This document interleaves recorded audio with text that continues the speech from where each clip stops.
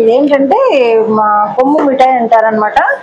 ఒక నాలుగు దీంతో 4 గ్లాసులు శనగపిండి పోస్తే 2 గ్లాసులు బియ్య పిండి పోసాను. అంటే మనం కొంచెం కరకరలాడాలంటే కొంచెం బియ్య పిండి ఎక్కువ పోసుకోవచ్చు.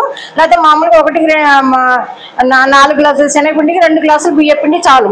పోసి ఏంటంటే ఇట్లా కలుపుకోవాలి. ఉప్పులు కారాలు ఏమీ ఎక్కర్లేదు. ఇట్లా కలిపేసుకుంటే ఈ లావు బెజ్జాలతోటి కారపూస చేయాలి.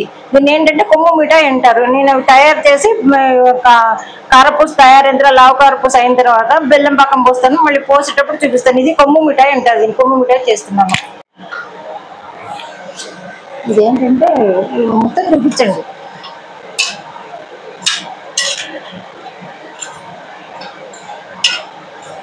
ఇటు వచ్చి పాకం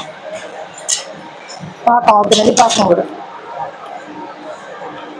పాకం కూడా చూపించండి.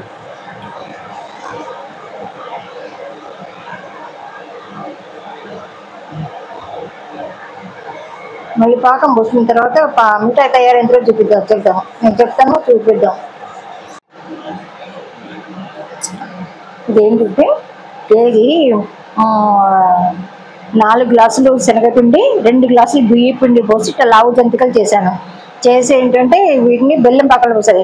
1/2 కేజీ పిండికి 1.5 కేజీ బెల్లం వేసాను.